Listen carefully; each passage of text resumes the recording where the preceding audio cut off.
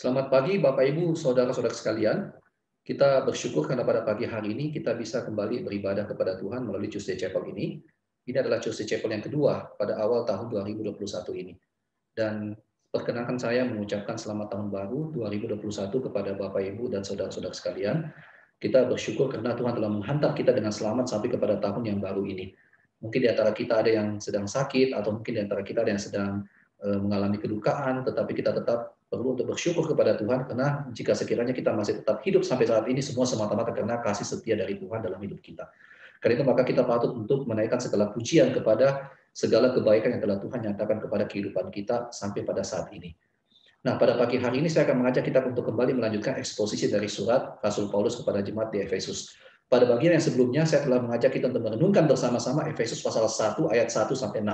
Pada kesempatan kali ini, saya akan mengajak kita untuk bersama-sama merenungkan Efesus pasal 1 ayat 7 sampai 10. Dan yang kita akan renungkan bersama-sama pada saat ini tetap di dalam konteks teologi yang dinaikkan oleh Paulus di dalam suratnya untuk meneguhkan atau menguatkan jemaat Efesus yang sedang mengalami krisis identitas. Sebagaimana yang kita telah ketahui pada waktu eksposisi yang sebelumnya, saya telah menjelaskan kepada kita bahwa jemaat Efesus sedang mengalami krisis identitas di tengah-tengah tekanan masyarakat pagan di mana mereka berada, dan juga adanya begitu banyak ajaran sesat yang kemudian mengaburkan kebenaran dari Injil. Dan di tengah-tengah keadaan yang seperti itu, mereka merasa inferiority complex. Mereka merasa seakan-akan mereka tidak berarti. Karena itu maka Paulus melalui suratnya hendak berupaya untuk meneguhkan dan menguatkan mereka dengan jalan mengingatkan mereka kembali bahwa walaupun mereka sedikit, walaupun mereka kecil, tetapi mereka memiliki tempat yang signifikan di dalam rencana Allah atas seluruh alam semesta dan atas seluruh sejarah ini. Sehingga mereka tidak perlu berkecil hati, sehingga mereka tidak perlu merasa inferiority complex, karena sesungguhnya mereka begitu penting dan signifikan di hadapan Tuhan. Dan sangat menarik, saya sudah sampaikan kepada kita pada waktu eksposisi yang lalu, Paulus menyampaikan ini di awal dari suratnya dengan menggunakan bahasa liturgis, yaitu dengan eulogi. Jadi melalui eulogi ini sebenarnya, meskipun adalah suatu genre yang berupaya untuk menaikkan pujian kepada Tuhan, tetapi di dalam genre menaikkan pujian kepada Tuhan ini, Paulus sekaligus hendak menguatkan dan mengingatkan jemaat Efesus bahwa mereka memiliki tempat yang signifikan di dalam rencana Allah bagi seluruh alam semesta dan juga bagi seluruh kosmos. Nah, karena itu maka kita sudah melihat yang lalu, Paulus memulai eulogi ini dengan mengajak jemaat Efesus untuk memuji segala berkat-berkat rohani yang telah diberikan Tuhan kepada mereka. Yang lalu kita sudah membahas bahwa berkat rohani yang pertama yang mereka alami adalah mereka telah dipilih sebelum dunia dijadikan supaya mereka kudus dan tak bercacat. Ini merupakan suatu berkat rohani yang begitu besar. Karena sebelum dunia dijadikan, sebelum segala sesuatu ada, ternyata mereka telah memiliki tempat di dalam rencana Allah. Allah telah memilih mereka sebelum dunia dijadikan supaya mereka menjadi kudus dan tak bercacat. Dan bukan hanya itu, berkat rohani Allah juga dinyatakan dalam hal mereka telah diadopsi oleh Allah menjadi anak-anaknya. Sehingga dikatakan bahwa mereka telah dipilih supaya mereka diadopsi oleh Allah menjadi anak-anaknya. Dan semuanya terjadi di dalam Kristus. Sehingga dengan kata lain, Tuhan bukan hanya sekedar memilih mereka supaya kudus dan tak bercacat, tetapi Tuhan juga membuka ruang bagi mereka, Tuhan juga membuka pintu bagi mereka supaya mereka dapat berpartisipasi di dalam kasih ilahi, supaya mereka dapat masuk ke dalam suatu persekutuan dan juga masuk ke dalam suatu relasi yang unik dengan Tuhan, di mana mereka dapat memanggil Tuhan sebagai Allah dan Tuhan dapat memanggil mereka juga sebagai anak. Ini adalah suatu relasi yang begitu unik, dan ini ditegaskan di dalam Efesus pasal 1 ayat 1 sampai 6 yang kita telah bahas sebelumnya. Dan bukan hanya itu, karena mereka dipilih oleh Tuhan di dalam Yesus Kristus yang adalah terkasih dari Tuhan, maka dengan demikian maka mereka juga berbagian di dalam atau berpartisipasi di dalam kasih ilahi. Ini merupakan berkat rohani yang begitu besar. Mereka telah memiliki tempat yang signifikan di dalam rencana Allah. Mereka telah diadopsi menjadi anak-anak Allah dan mereka boleh berbagian atau berpartisipasi di dalam kasih ilahi.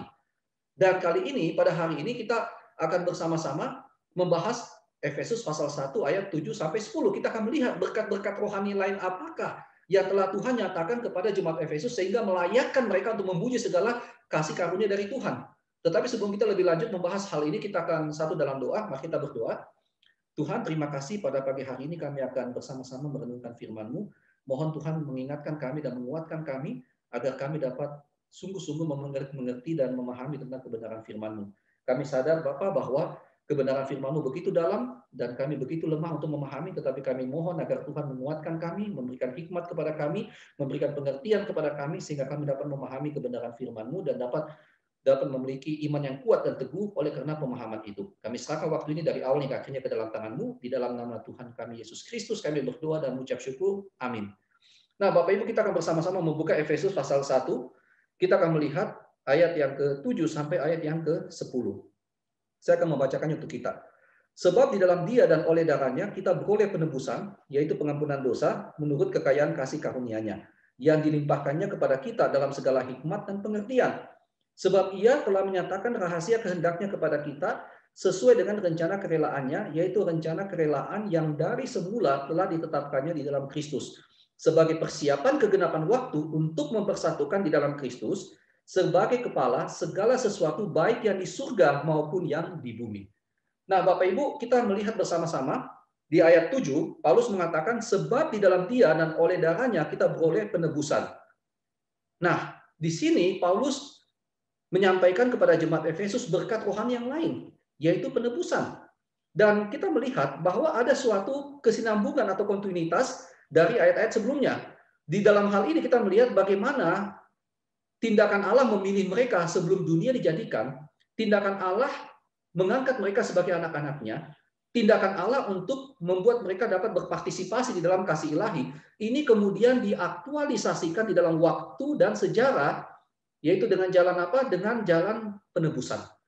Jadi di sini kita dapat melihat ayat 7 ini sebenarnya merupakan aktualisasi dari rencana Allah di ayat yang ke-3 dan juga ayat ke-3, 4 dan ayat yang ke-5. Jadi predestinasi kemudian diaktualisasikan di dalam soteriologis.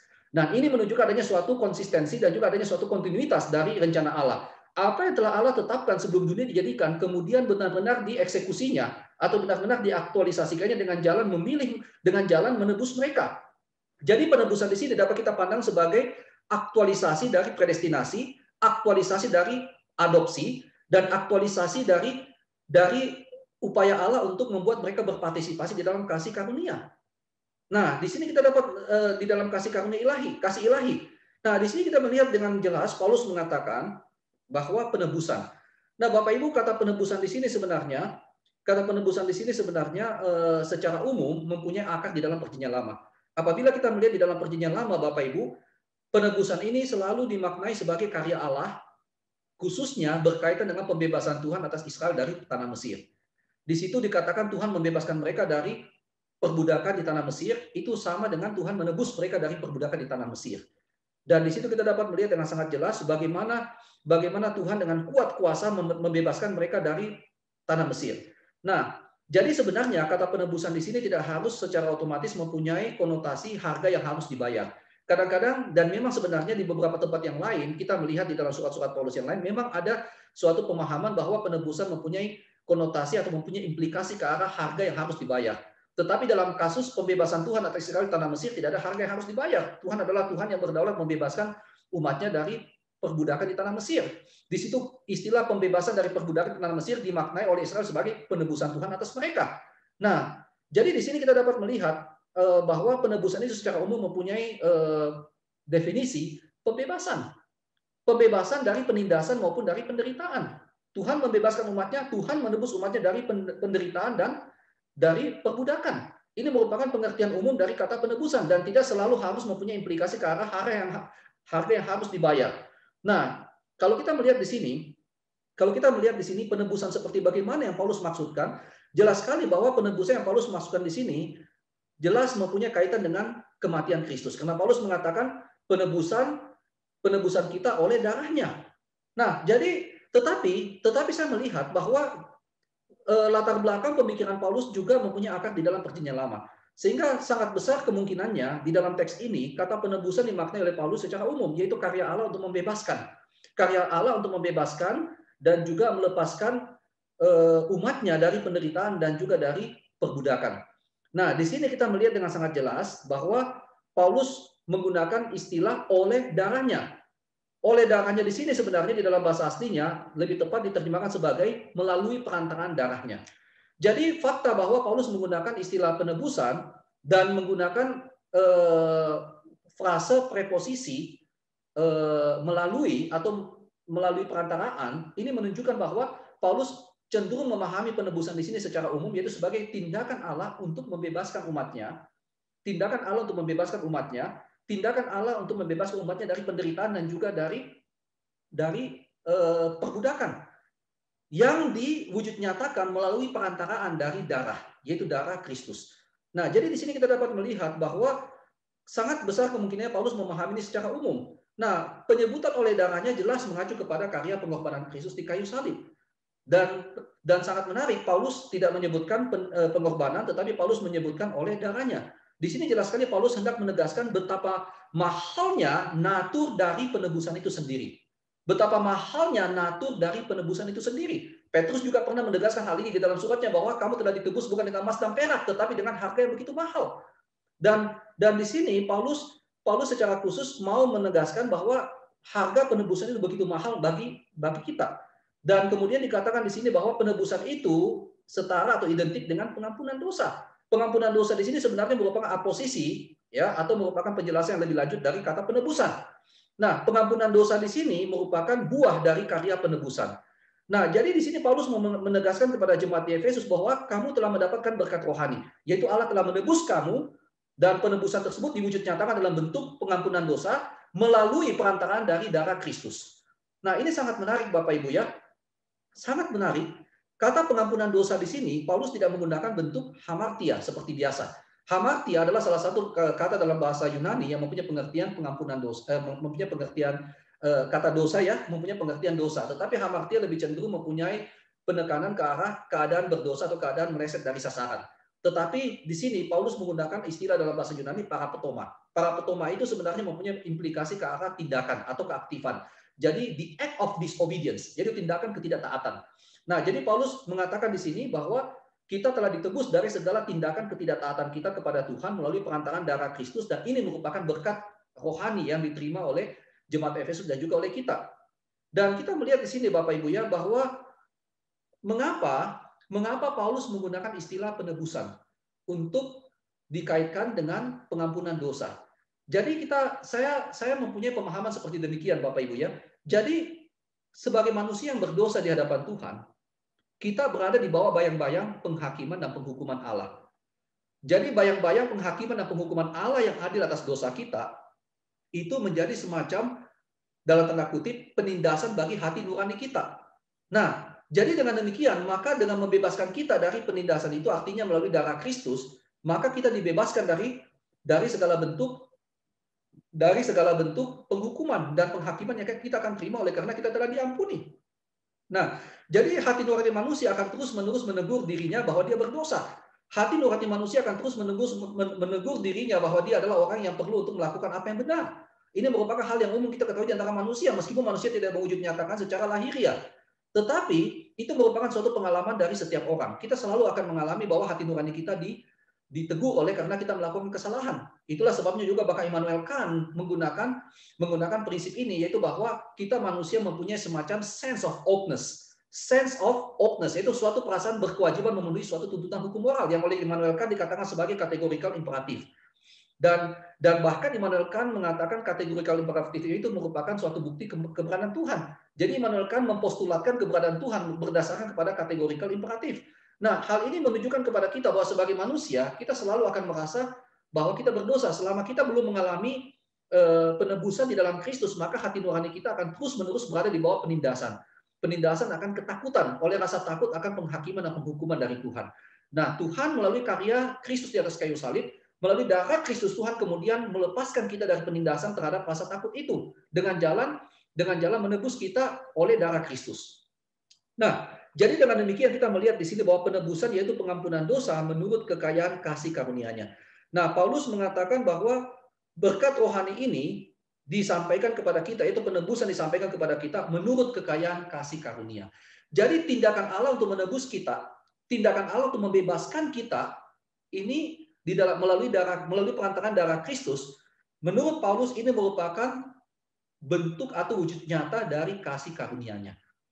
Nah, kasih karunia di sini jelas sekali Paulus mau mengatakan merupakan penyebab yang menyebabkan, alasan yang mendasari dan bukti yang wujud nyatakan karya penebusan itu sendiri. Jadi Paulus mengatakan bahwa Paulus seakan-akan mau mengatakan Bapak Ibu ya, fakta bahwa Tuhan telah menyediakan karya penebusan itu. Ini adalah anugerah. Dan karya penebusan itu disiapkan oleh Tuhan dan diinisiasi oleh Tuhan. Tanpa adanya campur tangan manusia. Itu berasal dari luar diri kita, bukan dari diri kita. Karena kita tidak mungkin menebus diri kita sendiri. Dan kemudian fakta bahwa Tuhan telah menyediakan penebusan itu bagi manusia yang sebenarnya tidak pantas dan tidak layak untuk menerimanya, itu adalah bukti dari kasih karunia atau anugerah Tuhan. Dan fakta bahwa Tuhan menyediakan penebusan itu bagi manusia tanpa memperhitungkan perbuatan baik manusia, karena tidak ada satupun perbuatan baik manusia yang dapat memuaskan Tuhan. Ini juga adalah salah satu bentuk kasih karunia. Jadi kasih karunia Tuhan jelas sekali. Dan Paulus mengatakan kekayaan kasih karunia. Nah, Paulus menegaskan kekayaan di sini. Kenapa Paulus menegaskan kekayaan? Karena Paulus mau mengatakan betapa besarnya kasih karunia itu sampai tidak ada satupun pikiran dapat memikirkannya, tidak ada satupun pikiran yang dapat memahaminya, dan tidak ada satupun pikiran dapat memperkatakannya. Ini melampaui segala sesuatu yang dapat kita pikirkan maupun dapat kita perkatakan tentang apapun juga yang ada dalam dunia ini. Jadi kekayaan kasih karunia itu begitu kaya sampai pikiran kita sebenarnya tidak mampu untuk memahaminya. Sampai kita sendiri tidak mampu memperkatakannya. Dan karena itu maka Paulus mau menegaskan bahwa fakta bahwa Allah menyediakan penebusan bagi kita, ini merupakan salah satu bentuk nyata dari kasih karunia yang begitu kaya yang melampaui segala pemikiran maupun segala perkataan manusia.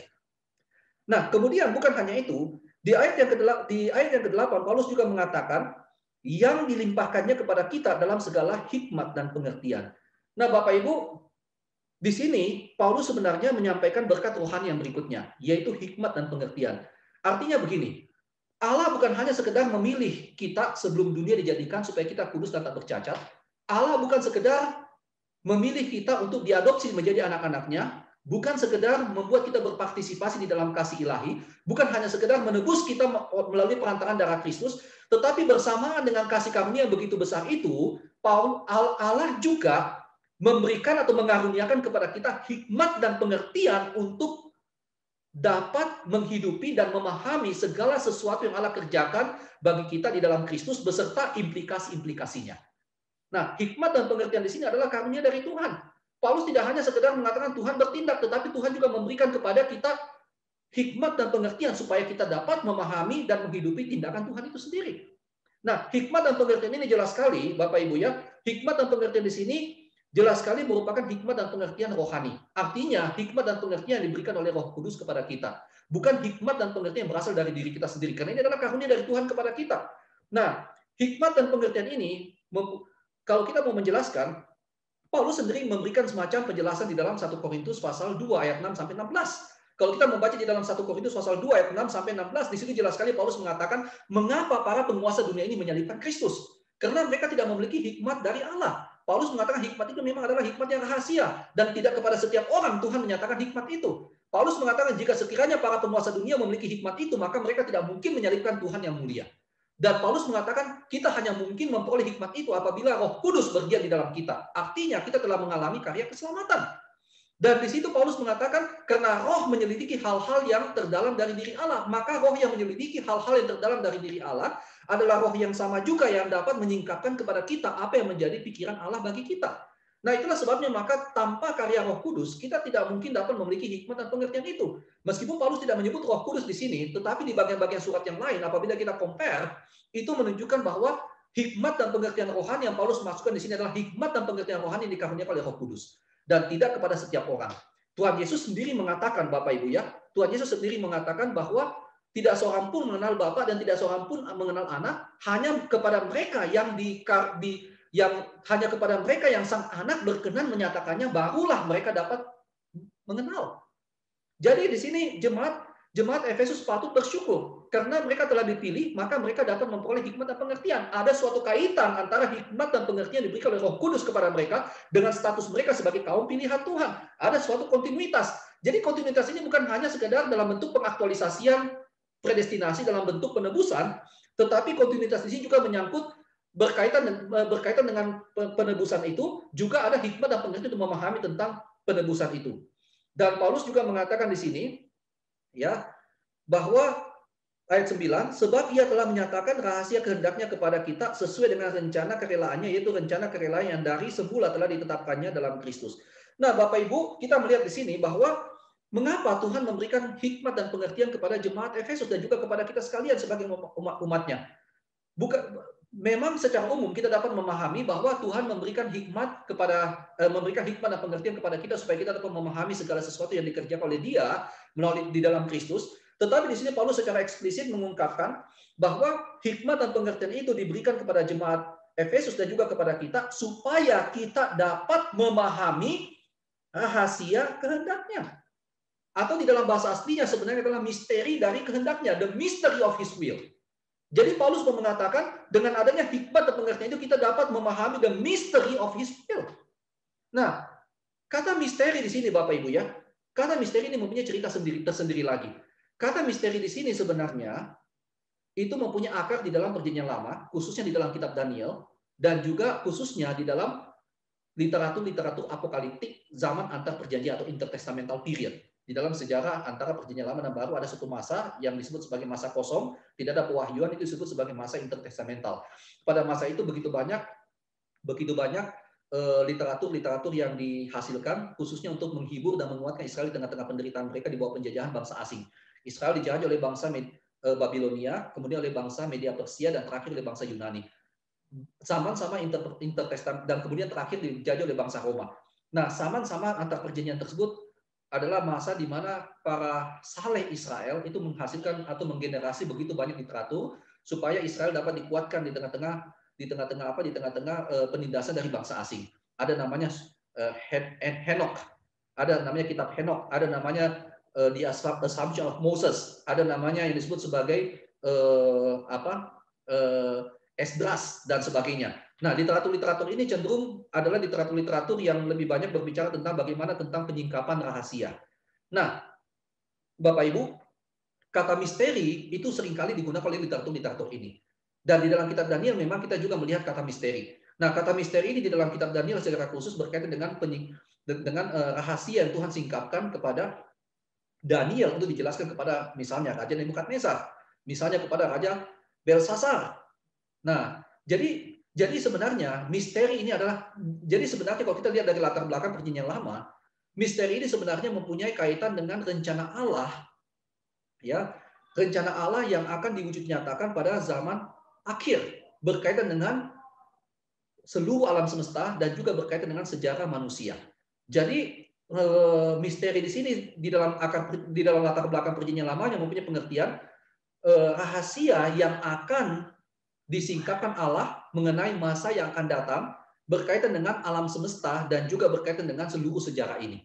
Nah, itu merupakan pengertian kata misteri yang digunakan di dalam kitab Daniel maupun literatur-literatur ini. Jadi mereka di tengah-tengah penindasan dari bangsa-bangsa lain, para saleh ini kemudian menguatkan mereka, kamu jangan khawatir, kamu jangan takut bahwa suatu waktu nanti Tuhan akan memberikan penghiburan kepada kamu. Tuhan akan membebaskan kamu dari penindasan itu. Coba lihat, aku mendapat suatu visi. Aku mendapat suatu pandangan tentang masa yang akan datang. Nah, dari situ kita dapat melihat, Bapak Ibu ya, kita dapat melihat bahwa kata ini adalah kata yang begitu penting. Nah, secara khusus di dalam komunitas Qumran di pesisir Laut Mati, itu ada namanya guru kebenaran, the teacher of righteousness, yang dikatakan memiliki karunia untuk dapat menyingkapkan misteri tentang akhir zaman. Nah, jadi kalau kita melihat, Bapak Ibu ya, dari latar belakang ini, penggunaan kata misteri oleh Paulus di dalam teks ini sebenarnya, saya cenderung untuk memahami bahwa penggunaan kata misteri di dalam teks ini mempunyai kaitan erat dengan pemahaman Paulus tentang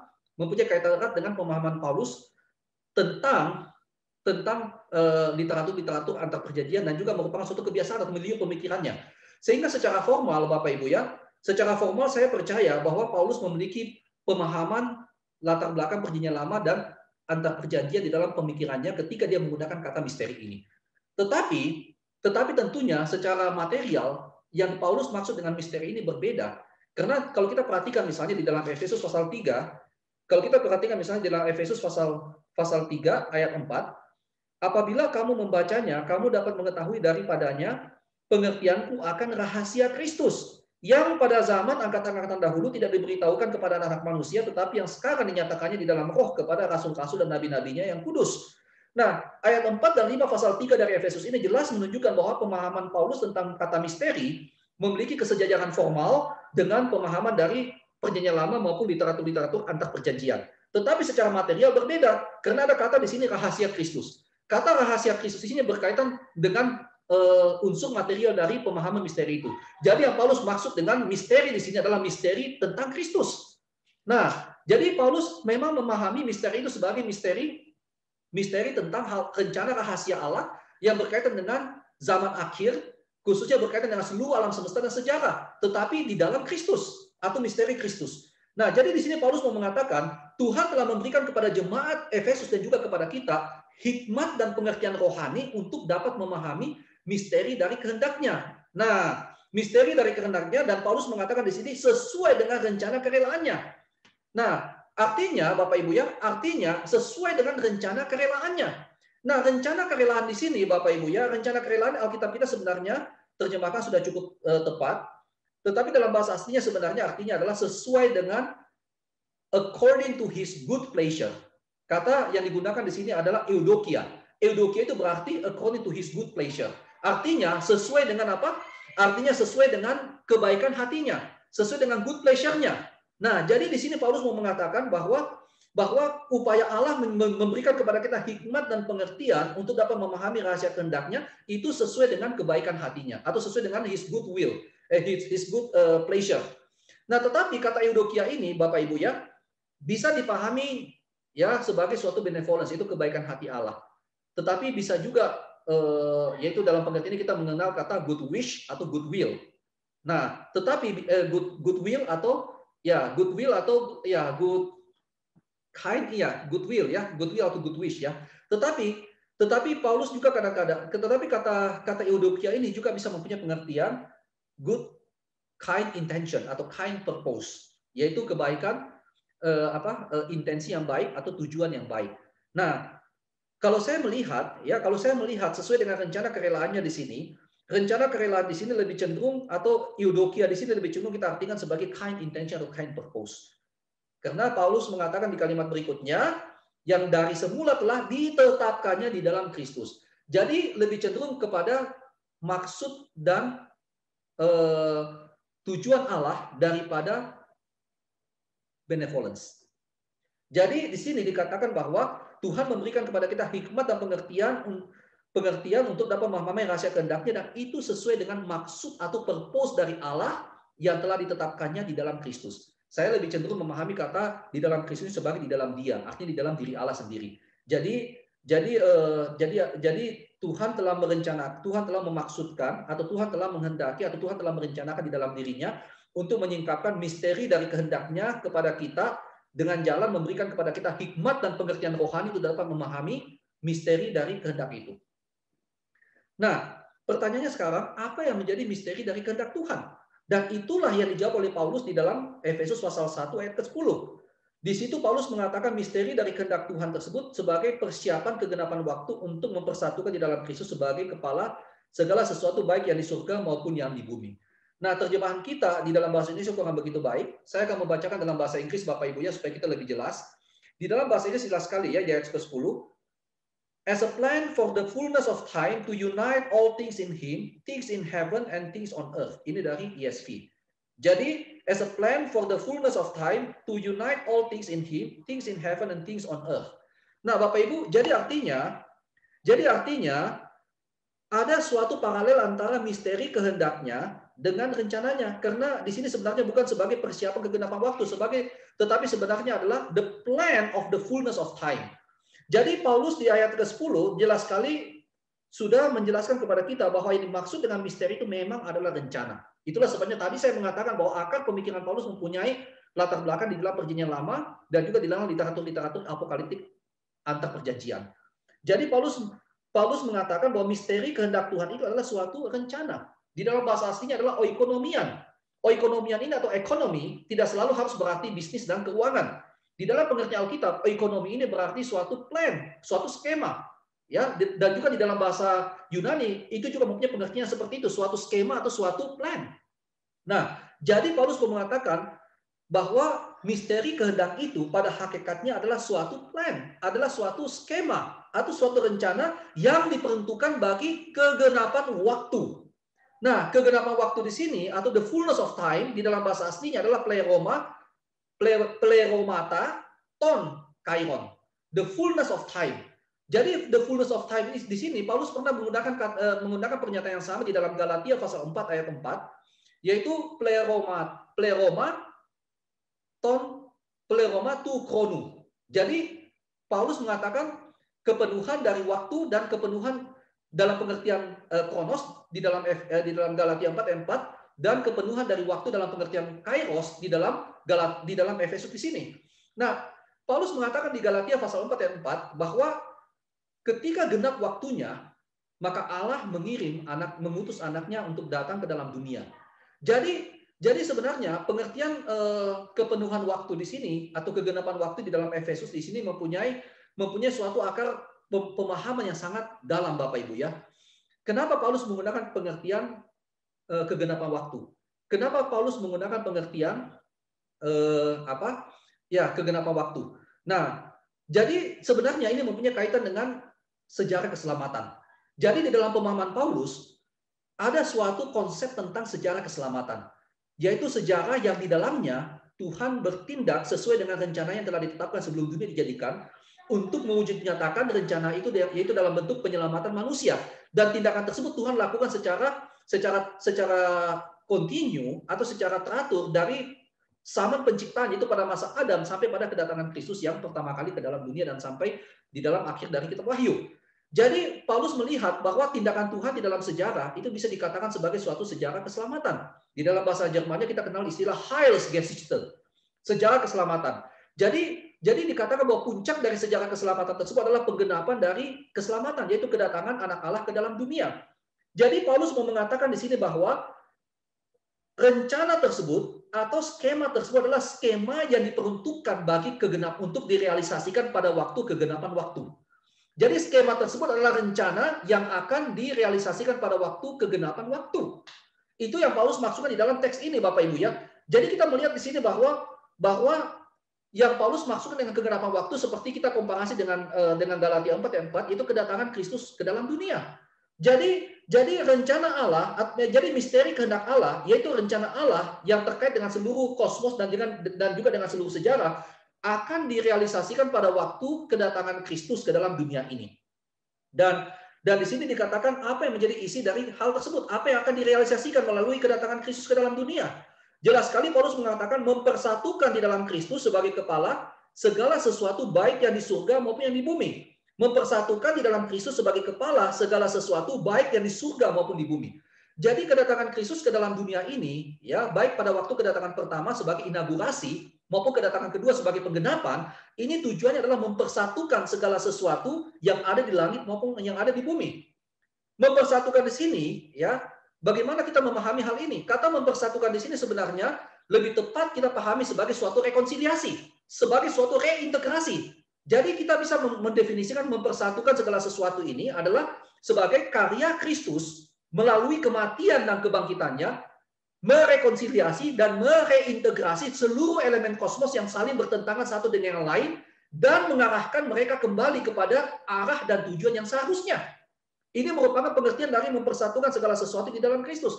Artinya, dengan kata lain, kedatangan Kristus ke dalam dunia ini akan memulihkan kembali atau akan merestorasi kembali atau akan menghadirkan kembali damai sejahtera atau shalom atau Irene yang telah hilang atau yang telah terenggut oleh dosa pada waktu Adam dan Hawa berdosa di kitab Kejadian.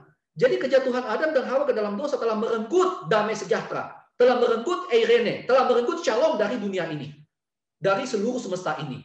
Nah, itulah sebabnya kedatangan Kristus ke dalam dunia pada waktu pertama sebagai inaugurasi, pada waktu kedua sebagai penggenapan akan merestorasi dan menghadirkan kembali damai sejahtera, shalom dan juga Irene yang telah direnggut oleh dosa ini.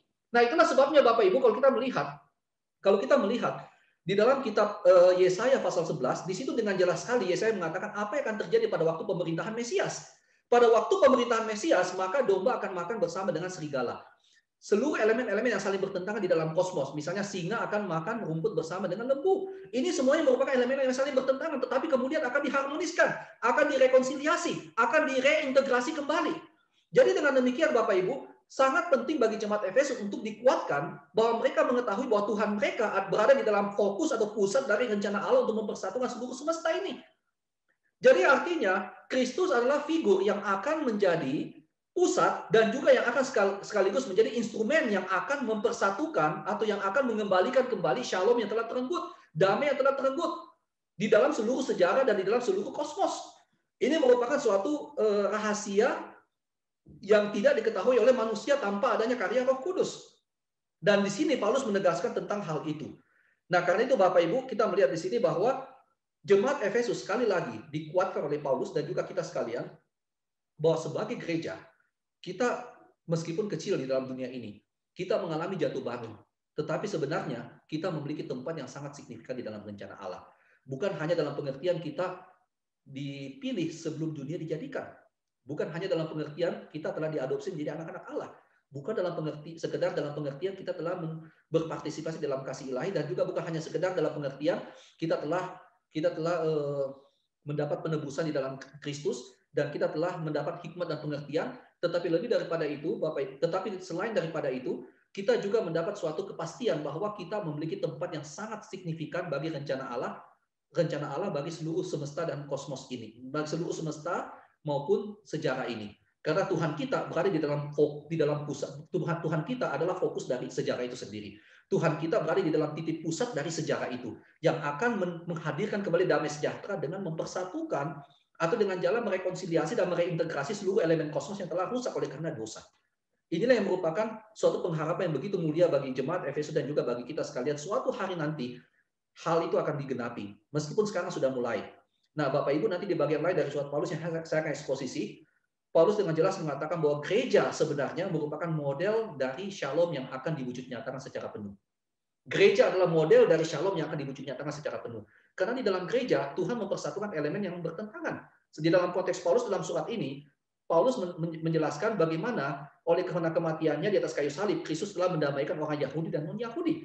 Ini merupakan salah satu bentuk di mana salah satu bentuk penghadiran shalom kembali di dalam dunia ini, di mana di dalam iklim yang saling bermusuhan antara Yahudi maupun non-Yahudi, Kristus melalui kematian telah merubuhkan tembok pemisah itu dan telah menghisapkan baik orang Yahudi maupun orang non-Yahudi ke dalam satu tubuh, yaitu gereja, yaitu sebagai manusia baru.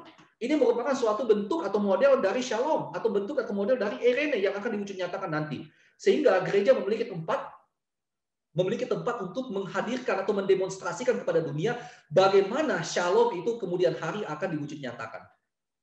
Meskipun hari ini gereja jatuh bangun Bapak Ibu dalam hal ini, tetapi kalau gereja memahami hal ini atau kita sebagai orang Kristen memahami hal ini, maka kita harus menyadari bahwa kita adalah agen-agen shalom yang Tuhan gunakan untuk menghadirkan kembali, untuk menunjukkan kepada dunia bagaimana nanti pada waktunya akan datang shalom itu akan diwujud nyatakan dalam dunia ini.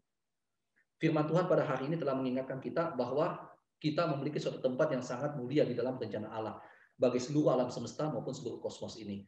Karena kita memiliki Tuhan yang menjadi pusat dari segala sesuatu. Bapak Ibu, jemaat Efesus akan dikuatkan. Di dalam Kristus, mereka telah dipilih sebelum dunia dijadikan untuk kudus dan tak bercacat. Mereka telah dipilih untuk diadopsi menjadi anak-anak Allah. Mereka telah dipilih untuk berpartisipasi di dalam kasih ilahi. Mereka telah dipilih untuk mendapat penebusan di dalam Kristus, dan mereka telah dipilih untuk mendapat hikmat dan pengertian rohani untuk dapat memahami misteri kehendak Allah yang terkait dengan rencana Allah di dalam Kristus untuk mempersatukan segala sesuatu di dalam alam semesta maupun di dalam sejarah ini. Kiranya firman Tuhan pada pagi hari ini dapat menguatkan kita. Kita berdoa Bapak Ibu. Tuhan, terima kasih untuk waktu ini kami boleh mendengarkan firman-Mu. Mohon agar Roh-Mu yang kudus tetap mengingatkan kami akan kebenaran ini, sehingga kami tidak kehilangan fokus, tetapi kami dapat tetap melihat bahwa kami memiliki tempat yang signifikan di dalam rencana Allah bagi seluruh sejarah dan kosmos. Mohon agar Roh-Mu yang kudus senantiasa mengingatkan kami, supaya kami jangan sampai melupakan kebenaran-kebenaran penting yang sudah kami terima pada hari ini. Terima kasih, kami menyerahkan kehidupan kami selanjutnya ke dalam tangan-Mu. Di dalam nama Tuhan kami, Yesus Kristus, kami berdoa dan mengucap syukur. Amin.